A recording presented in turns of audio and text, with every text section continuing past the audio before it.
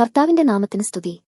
ദിവസവും ഈ ചാനൽ കേൾക്കുന്നതിലൂടെ നിങ്ങൾക്ക് ഒരു വർഷത്തിനുള്ളിൽ ബൈബിൾ വായിക്കാൻ കഴിയും. ദയവായി ഷെയർ, സബ്സ്ക്രൈബ് ഒപ്പം സപ്പോർട്ട് ചെയ്യുക. ഇന്നത്തെ ബൈബിൾ വാക്യങ്ങൾ.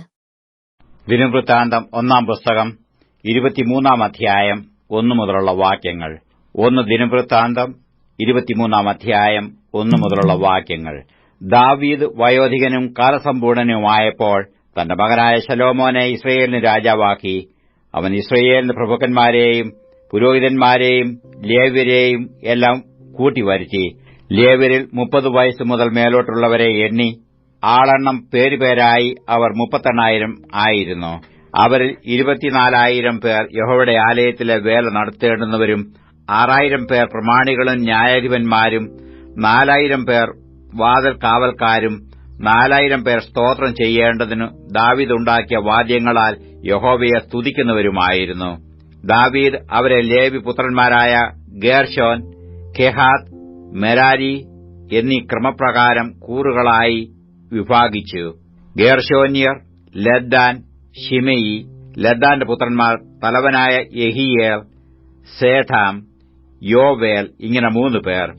ശിമെയിയുടെ പുത്രന്മാർ ശെലോമീത്ത്, ഹസിയേൽ, ഹാരാൻ ഇങ്ങനെ 3 പേർ. ഇവർ ലദ്ദാന്റെ പിതൃഭവനങ്ങൾക്ക് തലവാന്മാർ ആയിരുന്നു. ശിമെയിയുടെ പുത്രന്മാർ യഹത്ത്, സീന, യെയൂഷ്, ബെരിയാം. ഈ 4 പേർ ശിമെയിയുടെ പുത്രന്മാർ. യഹത്ത് തലവനും സീന രണ്ടാമനുമായിരുന്നു. യെയൂഷിനും ബെരിയയ്ക്കും അധികം പുത്രന്മാർ ഇല്ലാതിരുന്നതുകൊണ്ട് അവർ ഏക പിതൃഭവനമായി എണ്ണപ്പെട്ടിരുന്നു. കെഹാത്തിന്റെ പുത്രന്മാർ അമ്രാം, ഇസ്ഹാർ, ഹെബ്രോൻ, ഉസിയേൽ ഇങ്ങനെ 4 പേർ. അമ്രാമിന്റെ പുത്രന്മാർ അഹരോൻ, മോശെ. അഹരോനും പുത്രന്മാരും അതിവിശുദ്ധ വസ്തുക്കളെ ശുദ്ധീകരിപ്പാനും യഹോവയുടെ സന്നിധിയിൽ ധൂപം കാട്ടുവാനും അവന് ശുശ്രൂഷ ചെയ്യുവാനും എപ്പോഴും അവന്റെ നാമത്തിൽ അനുഗ്രഹിപ്പാനും സദാകാലത്തേക്കും വേർതിരിക്കപ്പെട്ടിരുന്നു. ദൈവപുരുഷനായ മോശയുടെ പുത്രന്മാരെയോ ലേവി ഗോത്രത്തിൽ എണ്ണിയിരുന്നു. മോശയുടെ പുത്രന്മാർ ഗേർശോം, എലിയേസർ. ഗേർശോമിന്റെ പുത്രന്മാരിൽ ശെബുവേൽ തലവനായിരുന്നു.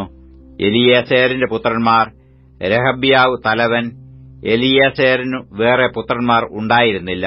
എങ്കിലും രഹബ്യാവിന് വളരെ പുത്രന്മാർ ഉണ്ടായിരുന്നു. ഇസ്ഹാറിന്റെ പുത്രന്മാരിൽ ശെലോമീത്ത് തലവൻ. ഹെബ്രോന്റെ പുത്രന്മാരിൽ ഏരിയാവ് തലവനും അമര്യാവ് രണ്ടാമനും യഹസിയേൽ മൂന്നാമനും യെക്കെമെയാം 4-മനുമായിരുന്നു. ഉസിയേലിന്റെ പുത്രന്മാരിൽ മീഖ തലവനും ഇഷിയാവ് രണ്ടാമനുമായിരുന്നു. മെരാരിയുടെ പുത്രന്മാർ മഹ്ലി, മൂശി. മഹ്ലിയുടെ പുത്രന്മാർ എലെയാസാർ, കീശ്. എലെയാസാർ മരിച്ചു. അവന് പുത്രിമാരല്ലാതെ പുത്രന്മാർ ഉണ്ടായിരുന്നില്ല. കീശിന്റെ പുത്രന്മാരായ അവരുടെ സഹോദരന്മാർ അവരെ വിവാഹം ചെയ്തു. മൂശിയുടെ പുത്രന്മാർ മഹ്ലി, ഏദർ, യെരേമോത്ത് ഇങ്ങനെ 3 പേർ. അവർ കുടുംബമായി ആളെണ്ണം പേരുപേരായി എണ്ണപ്പെട്ട പ്രകാരം തങ്ങളുടെ പിതൃഭവനങ്ങൾക്ക് തലവന്മാരായ ലേവി പുത്രന്മാർ. അവർ 20 വയസ്സ് മുതൽ മേലോട്ട് യഹോവയുടെ ആലയത്തിലെ ശുശ്രൂഷയിൽ വേല ചെയ്തു വന്നു. ഇസ്രയേലിന്റെ ദൈവമായ യഹോവ തന്റെ ജനത്തിന് സ്വസ്ഥത കൊടുത്തു യെരുശലേമിൽ എന്നേക്കും വസിക്കുന്നുവല്ലോ. ആകയാൽ ലേവ്യർക്ക് ഇനി തിരുനിവാസവും അതിലെ ശുശ്രൂഷയ്ക്കുള്ള ഉപകരണങ്ങളൊന്നും ചുമപ്പാൻ ആവശ്യമില്ല എന്ന് ദാവീദ് പറഞ്ഞു. ദാവീദിന്റെ അന്ത്യകൽപ്പനകളാൽ ലേവ്യരെ 20 വയസ്സ് മുതൽ മേലോട്ട് എണ്ണിയിരുന്നു.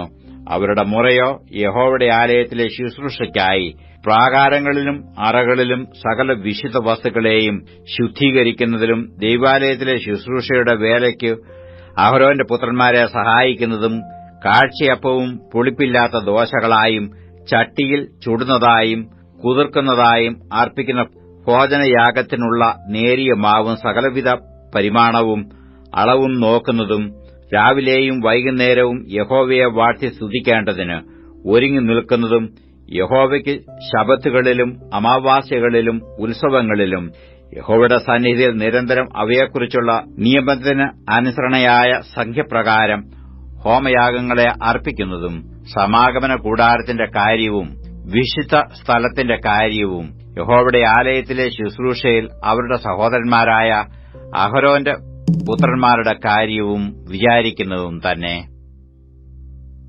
ദിനവൃത്താന്തം 1 പുസ്തകം 24 അധ്യായം 1 മുതലുള്ള വാക്യങ്ങൾ. 1 ദിനവൃത്താന്തം 24 അധ്യായം 1 മുതലുള്ള വാക്യങ്ങൾ. അഹരോന്റെ പുത്രന്മാരുടെ കൂറുകളോ: അഹരോന്റെ പുത്രന്മാർ നാദാബ്, അബീഹു, എലെയാസാർ, ഈഥമാർ. നാദാബും അബീഹുവും അവരുടെ അപ്പനു മുമ്പേ മരിച്ചുപോയി. അവർക്ക് പുത്രന്മാർ ഉണ്ടായിരുന്നതുമില്ല. അതുകൊണ്ട് എലെയാസാരും ഈഥമാരും പൗരോഹിത്യം നടത്തി. ദാവീദ് എലെയാസാറിന്റെ പുത്രന്മാരിൽ സാദോക്ക്, ഈഥമാരിന്റെ പുത്രന്മാരിൽ അഹിമേലേക്ക് എന്നിവരുമായി അവരെ അവരുടെ ശുശ്രൂഷയുടെ മുറപ്രകാരം വിഭാഗിച്ചു. ഈഥമാരിന്റെ പുത്രന്മാരിൽ ഉള്ളതിനേക്കാൾ എലെയാസാറിന്റെ പുത്രന്മാരിൽ അധികം തലവന്മാരെ കണ്ടതുകൊണ്ട് എലെയാസാറിന്റെ പുത്രന്മാരിൽ 16 പിതൃഭവന തലവന്മാരും ഈഥമാരിന്റെ പുത്രന്മാരിൽ 8 പിതൃഭവന തലവന്മാരുമായി വിഭാഗിച്ചു. എലെയാസാറിന്റെ പുത്രന്മാരിലും ഈഥമാരിന്റെ പുത്രന്മാരിലും വിശുദ്ധ സ്ഥലത്തിന്റെ പ്രഭുക്കന്മാരും ദൈവാലയത്തിന്റെ പ്രഭുക്കന്മാരും ഉള്ളതുകൊണ്ട് അവരെ തരഭേദം കൂടാതെ ചീട്ടിട്ട് വിഭാഗിച്ചു. ലേവ്യരിൽ നെഥനിയേലിന്റെ മകനായ ശെമയ്യാ ശാസ്ത്രി രാജാവിനും പ്രഭുക്കന്മാർക്കും പുരോഹിതനായ സാദോക്കിനും അബ്യാഥാരിന്റെ മകനായ അഹിമേലേക്കിനും പുരോഹിതന്മാരുടെയും ലേവ്യരുടെയും പിതൃഭവന തലവന്മാർക്കും മുമ്പാകെ ഒരു പിതൃഭവനം എലെയാസാരിനും മറ്റൊന്ന് ഈഥമാരിനുമായി ചീട്ടുവന്നത് എഴുതിവെച്ചു. ഒന്നാമത്തെ ചീട്ട് യഹോയാരീബിനും, രണ്ടാമത്തേത് യദയാവിനും, മൂന്നാമത്തേത് ഹാരീമീനും, നാലാമത്തേത് ശെയോരീമിനും, അഞ്ചാമത്തേത് മൽക്കിയാവിനും, ആറാമത്തേത് മീയാമിനും, ഏഴാമത്തേത് ഹാക്കോസിനും, എട്ടാമത്തേത് അബിയാവിനും, ഒമ്പതാമത്തേത് യേശുവയ്ക്കും, പത്താമത്തേത് ശെഖന്യാവിനും, 11-ാമത്തേത് എല്യാശീബിനും, 12-ാമത്തേത് യാക്കീബിനും, 13-ാമത്തേത് ഹുപ്പയ്ക്കും, 14-ാമത്തേത് യേശെബയാമിനും, 15-ാമത്തേത് ബിൽഗയ്ക്കും, 16-ാമത്തേത് ഇമ്മേരിനും, 17-ാമത്തേത് ഹേസീരിനും, 18-ാമത്തേത് ഹപ്പിസേസിനും, 19-ാമത്തേത് പെറഹ്യാവിനും, 20-ാമത്തേത് യഹസ്കേലിനും, 21-ാമത്തേത് യാഖീനും, 22-ാമത്തേത് ഗാമൂലിനും, 23-ാമത്തേത് ദെലയാവിനും, 24-ാമത്തേത് മയസ്യാവിനും വന്നു. ഇസ്രായേലിന്റെ ദൈവമായ യഹോവ അവരുടെ പിതാവായ അഹരോനോട് കൽപ്പിച്ചതുപോലെ അവൻ അവർക്ക് കൊടുത്ത നിയമപ്രകാരം അവരുടെ ശുശ്രൂഷയ്ക്കായിട്ട് യഹോവയുടെ ആലയത്തിലേക്ക് അവർ വരേണ്ടുന്ന ക്രമം ഇത് ആയിരുന്നു.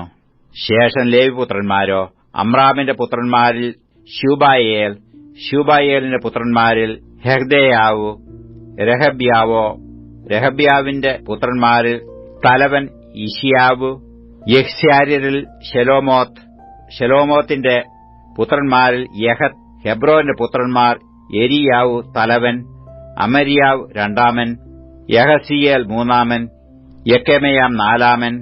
ഉസിയേലിന്റെ പുത്രന്മാർ മീഖ, മീഖയുടെ പുത്രന്മാർ ശാമീർ, മീഖയുടെ സഹോദരൻ ഇശ്യാവു, ഇശ്യാവിന്റെ പുത്രന്മാരിൽ സക്കരിയാവു.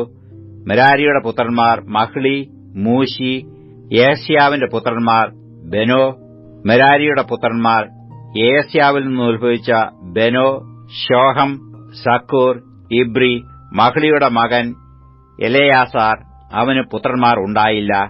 കീശോ, കീശിന്റെ പുത്രന്മാർ യെരമ്യേൽ.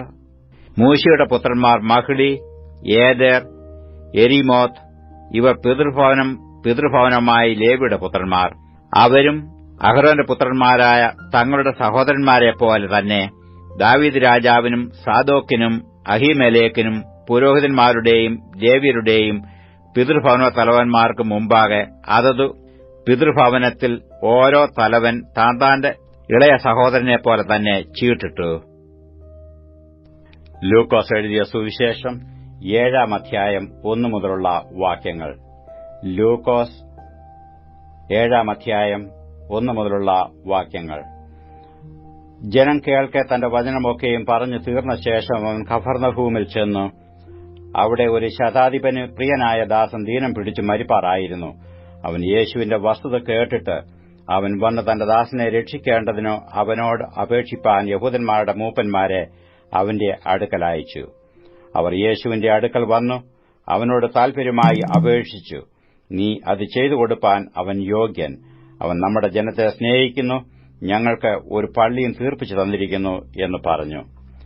യേശു അവരോടുകൂടെ പോയി വീട്ടിനോട് അടുപ്പാറായപ്പോൾ ശതാധിപൻ സ്നേഹിതന്മാരെ അവന്റെ അടുക്കൽ അയച്ചു, കർത്താവേ, പ്രയാസപ്പെടേണ്ട, നീ എന്റെ പുരയ്ക്കകത്ത് വരുവാൻ ഞാൻ പോരാത്തവൻ. അതുകൊണ്ട് നിന്റെ അടുക്കൽ വരുവാൻ ഞാൻ യോഗ്യൻ എന്ന് എനിക്ക് തോന്നിയിട്ടില്ല. ഒരു വാക്ക് കൽപ്പിച്ചാൽ എന്റെ ബാല്യക്കാരന് സൗഖ്യം വരും. ഞാനും അധികാരത്തിന് കീഴ്പ്പെട്ട മനുഷ്യൻ. എന്റെ കീഴിൽ പടയാളികൾ ഉണ്ട്. ഒരുവനോട് പോക എന്ന് പറഞ്ഞാൽ അവൻ പോകുന്നു, മറ്റൊരുവനോട് വരിക എന്ന് പറഞ്ഞാൽ അവൻ വരുന്നു. എന്റെ ദാസനോട് ഇത് ചെയ്യുക എന്ന് പറഞ്ഞാൽ അവൻ ചെയ്യുന്നു എന്ന് പറയിച്ചു. യേശു അത് കേട്ടിട്ടു അവങ്കൽ ആശ്ചര്യപ്പെട്ടു തിരിഞ്ഞു നോക്കി അനുഗമിക്കുന്ന കൂട്ടത്തോട്, ഇസ്രയേലിൽ കൂടെ ഇങ്ങനെയുള്ള വിശ്വാസം ഞാൻ കണ്ടിട്ടില്ല എന്ന് ഞാൻ നിങ്ങളോട് പറയുന്നു എന്ന് പറഞ്ഞു. ശതാധിപൻ പറഞ്ഞയച്ചിരുന്നവർ വീട്ടിൽ മടങ്ങി വന്നപ്പോൾ ദാസനെ സൗഖ്യത്തോടെ കണ്ടു. പിറ്റേനാൾ അവൻ നയീൻ എന്ന പട്ടണത്തിലേക്ക് പോകുമ്പോൾ അവന്റെ ശിഷ്യന്മാരും വളരെ പുരുഷാരവും കൂടെ പോയി. അവൻ പട്ടണത്തിന്റെ വാതിലോട് അടുത്തപ്പോൾ മരിച്ചുപോയ ഒരുത്തനെ പുറത്തു കൊണ്ടുവരുന്നു. അവൻ അമ്മയ്ക്ക് ഏകജാതനായ മകൻ, അവളോ വിധവയായിരുന്നു. പട്ടണത്തിലെ ഒരു വലിയ പുരുഷാരവും അവളോടുകൂടെ ഉണ്ടായിരുന്നു. അവളെ കണ്ടിട്ട് കർത്താവ് മനസ്സലിഞ്ഞു അവളോട്, കരയേണ്ട എന്ന് പറഞ്ഞു. അവൻ അടുത്തു ചെന്നും മഞ്ചം തൊട്ട് ചുമക്കുന്നവർ നിന്നു, ബാല്യക്കാരാ, എഴുന്നേൽക്ക എന്ന് ഞാൻ നിന്നോട് പറയുന്നു എന്ന് അവൻ പറഞ്ഞു. മരിച്ചവൻ എഴുന്നേറ്റിരുന്ന് സംസാരിപ്പാൻ തുടങ്ങി. അവൻ അവനെ അമ്മയ്ക്ക് ഏൽപ്പിച്ചു കൊടുത്തു. എല്ലാവർക്കും ഭയം പിടിച്ചു. ഒരു വലിയ പ്രവാചകൻ നമ്മുടെ ഇടയിൽ എഴുന്നേറ്റിരിക്കുന്നു, ദൈവം തന്റെ ജനത്തെ സന്ദർശിച്ചിരിക്കുന്നു എന്ന് പറഞ്ഞു ദൈവത്തെ മഹത്വീകരിച്ചു. അവനെക്കുറിച്ചുള്ള ഈ ശ്രുതി യഹൂദിയയിൽ ഒക്കെയും ചുറ്റുമുള്ള നാടെങ്ങും പരന്നു. ഇതൊക്കെയും യോഹന്നാന്റെ ശിഷ്യന്മാർ അവനോട് അറിയിച്ചു. എന്നാൽ യോഹന്നാൻ തന്റെ ശിഷ്യന്മാരിൽ 2 പേരെ വിളിച്ചു, കർത്താവിന്റെ അടുക്കൽ അയച്ചു വരുവാനുള്ളവൻ നീയോ? അല്ല, ഞങ്ങൾ മറ്റൊരുത്തനെ കാത്തിരിക്കണമോ എന്ന് പറയിച്ചു. ആ പുരുഷന്മാർ അവന്റെ അടുക്കൽ വന്നു, വരുവാനുള്ളവൻ നീയോ? അല്ല, ഞങ്ങൾ മറ്റൊരുത്തനെ കാത്തിരിക്കണമോ എന്ന് ചോദിപ്പാൻ യോഹന്നാൻ സ്നാപകൻ ഞങ്ങളെ നിന്റെ അടുക്കൽ അയച്ചിരിക്കുന്നു എന്ന് പറഞ്ഞു.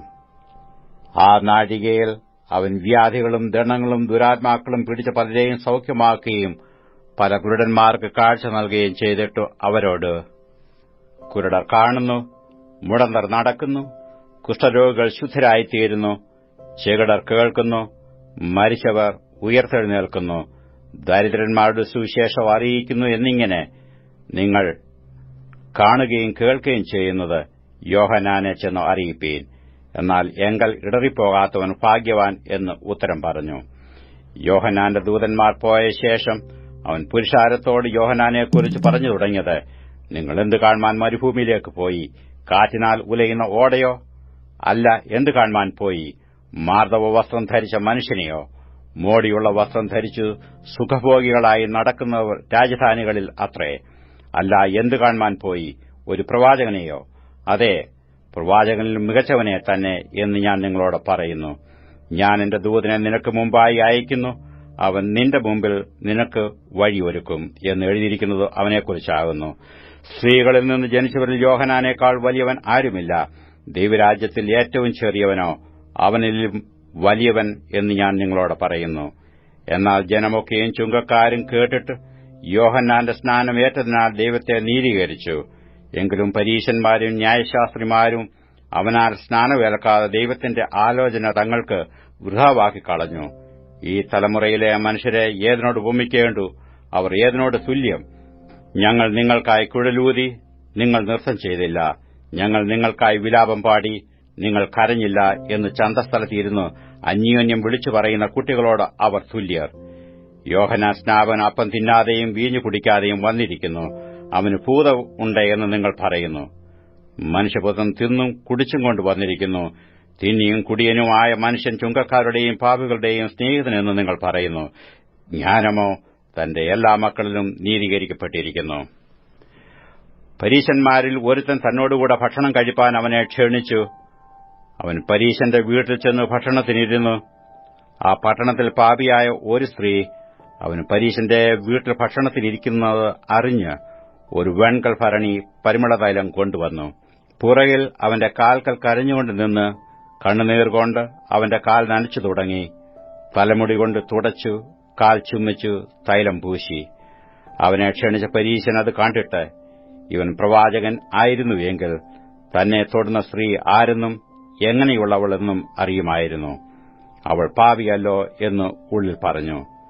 ശിമോനെ, നിന്നോട് ഒന്ന് പറവാനുണ്ട് എന്ന് യേശു പറഞ്ഞതിന്, ഗുരു, പറഞ്ഞാലും എന്നു അവൻ പറഞ്ഞു. കടം കൊടുക്കുന്ന ഒരുത്തിന് 2 കടക്കാർ ഉണ്ടായിരുന്നു. ഒരുത്തിന് 500 വെള്ളിക്കാശും മറ്റവൻ 50 വെള്ളിക്കാശും കൊടുപ്പാനുണ്ടായിരുന്നു. വീട്ടുവാൻ അവർക്ക് വകയില്ലായകയാൽ അവൻ ഇരുവർക്കും ഇളച്ചുകൊടുത്തു. എന്നാൽ അവരിൽ ആർ അവനെ അധികം സ്നേഹിക്കും? അധികം ഇളച്ചു കിട്ടിയവൻ എന്ന് ഞാൻ ഊഹിക്കുന്നു എന്ന് ശിമോൻ പറഞ്ഞു. അവൻ അവനോട്, നീ വിധിച്ചത് ശരി എന്ന് പറഞ്ഞു. സ്ത്രീയുടെ നേരെ തിരിഞ്ഞ് ശിമോനോട് പറഞ്ഞത്, ഈ സ്ത്രീയെ കാണുന്നുവോ? ഞാൻ നിന്റെ വീട്ടിൽ വന്നു, നീ എന്റെ കാലിന് വെള്ളം തന്നില്ല. ഇവളോ കണ്ണുനീർ കൊണ്ട് എന്റെ കാൽ നനച്ചു, തലമുടി കൊണ്ട് തുടച്ചു. നീ എനിക്ക് ചുമ്മനം തന്നില്ല. ഇവളോ ഞാൻ അകത്തു വന്നത് മുതൽ ഇടവിടാതെ എന്റെ കാൽ ചുംബിച്ചു. നീ എന്റെ തലയിൽ തൈലം പൂശിയില്ല. ഇവളോ പരിമള തൈലം കൊണ്ട് എന്റെ കാൽ പൂശി. ആകയാൽ ഇവളുടെ അനേകമായ പാപങ്ങൾ മോചിച്ചിരിക്കുന്നുവെന്ന് ഞാൻ നിന്നോട് പറയുന്നു. അവൾ വളരെ സ്നേഹിച്ചുവല്ലോ. അല്പം മോചിച്ചു കിട്ടിയവൻ അല്പം സ്നേഹിക്കുന്നു. പിന്നെ അവൻ അവളോട്, നിന്റെ പാപങ്ങൾ മോചിച്ചു തന്നിരിക്കുന്നു എന്ന് പറഞ്ഞു. അവനോടുകൂടെ പന്തിയിലിരുന്നവർ, പാപമോചനവും കൊടുക്കുന്ന ഇവനാർ എന്ന് തമ്മിൽ പറഞ്ഞു തുടങ്ങി. അവനോ സ്ത്രീയോട്, നിന്റെ വിശ്വാസം നിന്നെ രക്ഷിച്ചിരിക്കുന്നു, സമാധാനത്തോടെ പോക എന്ന് പറഞ്ഞു. സദൃശവാക്യങ്ങൾ 27 അധ്യായം 1 മുതലുള്ള വാക്യങ്ങൾ. സദൃശവാക്യങ്ങൾ 27 അധ്യായം 1 മുതലുള്ള വാക്യങ്ങൾ. നാളത്തെ ദിവസം ചൊല്ലി പ്രശംസിക്കരുത്. ഒരു ദിവസത്തിൽ എന്തെല്ലാം സംഭവിക്കും എന്നു അറിയുന്നില്ലല്ലോ. നിന്റെ വായല്ല മറ്റൊരുത്തൻ, നിന്റെ അധരമല്ല വേറൊരുത്തൻ നിന്നെ സ്തുതിക്കട്ടെ. കല്ല് ഘനമുള്ളതും മണൽ ഭാരമുള്ളതുമാകുന്നു. ഒരു ഭോഷന്റെ നീരസമോ ഇവ രണ്ടിലും ഘനമേറിയത്. കോപം ക്രൂരവും കോപം പ്രളയവുമാകുന്നു. ജാരശങ്കയുടെ മുമ്പിലോ ആർക്ക് നിൽക്കാം? മറഞ്ഞ സ്നേഹത്തിലും തുറന്ന ശാസനം നല്ല്. സ്നേഹിതൻ വരുത്തുന്ന മുറിവുകൾ വിശ്വസ്തതയുടെ ഫലം. ശത്രുവിന്റെ ചുമ്മനങ്ങളോ കണക്കിലധികം. തിന്ന് തൃപ്തനായവൻ തേൻകട്ടയും ചവിട്ടിക്കളയുന്നു. വിശപ്പുള്ളവനോ കയ്പുള്ളതൊക്കെയും മധുരം.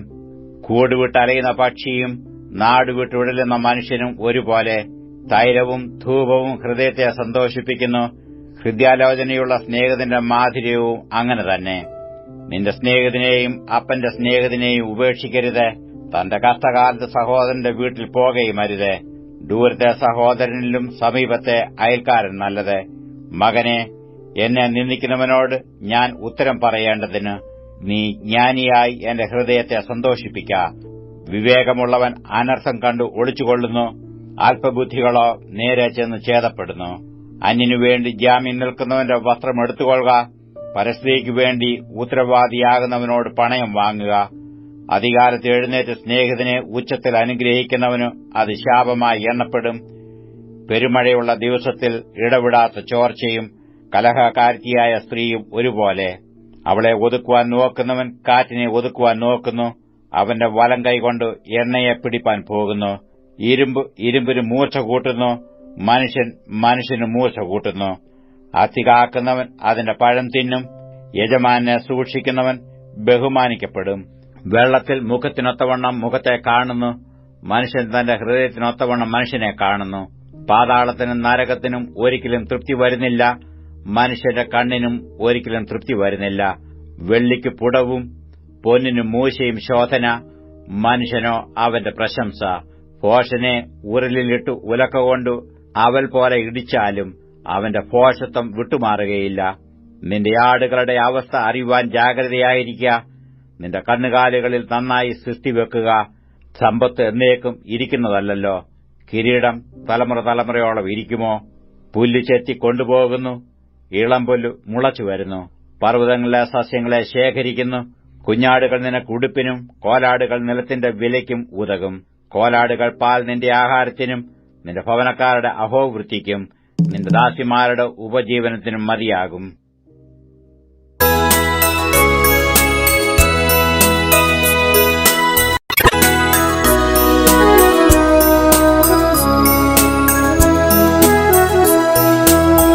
അല്ലലില്ലാതെ ഉല്ലാസമോടെന്നും വല്ലഭൻ കൂടെ വാഴും. അല്ലലില്ലാതെ ഉല്ലാസമോടെന്നും വല്ലഭൻ കൂടെ വാഴും. വല്ലഭൻ കൂടെ വാഴും. അതെനിക്കെത്രയോ ആനന്ദമേ, അതെനിക്കെത്രയോ ആനന്ദമേ.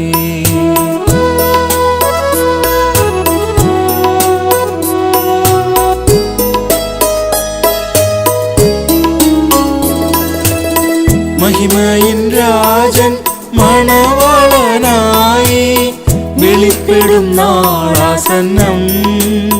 മഹിമയിൻ രാജൻ മണവാളനായി വെളിപ്പെടും നാളാസന്നം. വെളിപ്പെടും നാളാസന്നം. തന്റെ കാന്തയിന്നൊരുക്കങ്ങൾ പൂർത്തിയായിടുവാൻ കാന്തനും കാത്തിടുന്നേ. തന്റെ കാന്തയിന്നൊരുക്കങ്ങൾ പൂർത്തിയായിടുവാൻ കാന്തനും കാത്തിടുന്നേ. അല്ലലില്ലാതെ ഉല്ലാസമോടെന്നും വല്ലഭൻ കൂടെ വാഴും.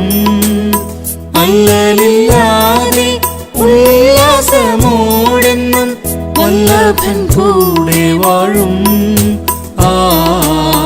വല്ലഭൻ കൂടെ വാഴും. അതെനിക്കെത്രയോ ആനന്ദമേ, അതെനിക്കെത്രയോ ആനന്ദമേ.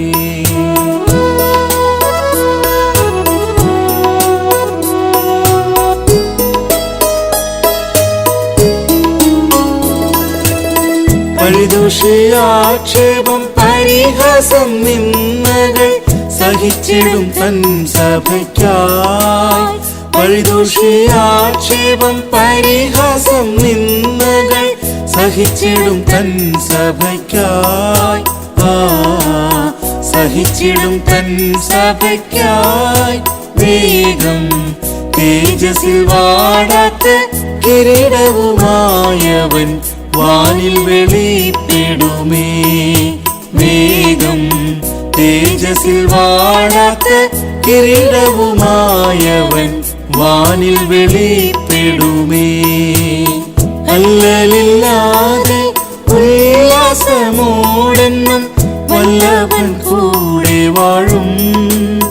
അല്ലലില്ലാതെ ഉല്ലാസമോടെന്നും വല്ലഭൻ കൂടെ വാഴും. വല്ലഭൻ കൂടെ വാഴും. അതെനിക്കെത്രയോ ആനന്ദമേ, അതെനിക്കെത്രയോ ആനന്ദമേ.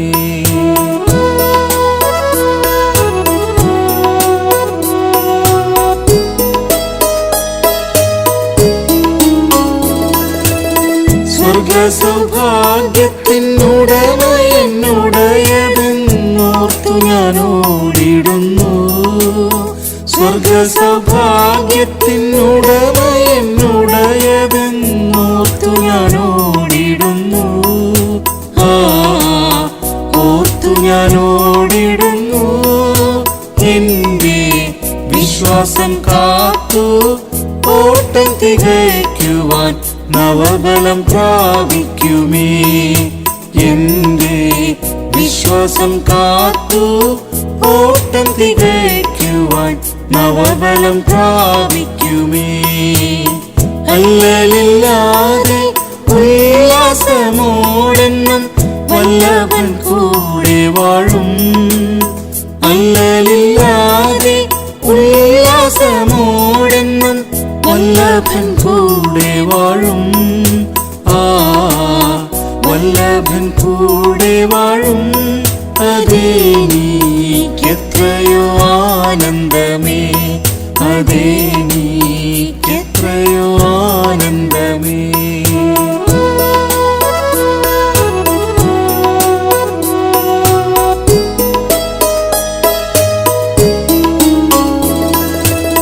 വാഴാതെ നിത്യം പോരിൽ ജയിച്ചവർ വീണയിൻ നാദമോടെ.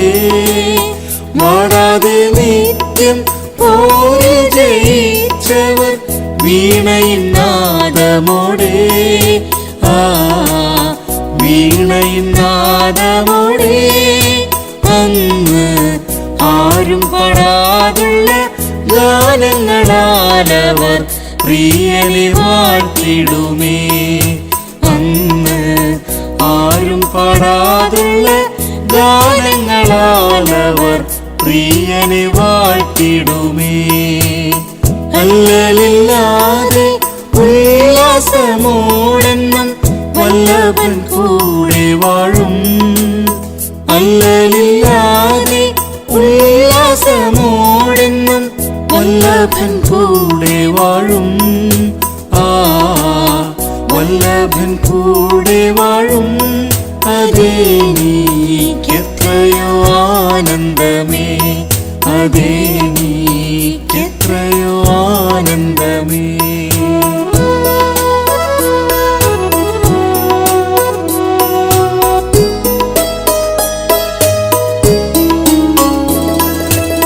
മഹിമയിൽ വാഴും മണവാളൻ ചാരേ മണവാട്ടിയായി നിത്യം. മഹിമയിൽ വാഴും മണവാളൻ ചാരേ മണവാട്ടിയായി നിത്യം. മണവാട്ടിയായി നിത്യം എന്നും ദൈവതേജസ്സിനാൽ ശോഭിതയായി ഞാൻ പരിരസിച്ചാത്തിടുമേ. എന്നും ദൈവതേജസ്സിനാൽ ശോഭിതയായി ഞാൻ പരിലസിച്ചാത്തിടുമേ. അല്ലലില്ലാതെ ഉല്ലാസമോടെന്നും വല്ലഭൻ കൂടെ വാഴും. അല്ലലില്ലാതെ ഉല്ലാസമോടെന്നും വല്ലഭൻ കൂടെ വാഴും. വല്ലഭൻ കൂടെ വാഴും. അതെനിക്കെത്രയോ ആനന്ദമേ, അതേ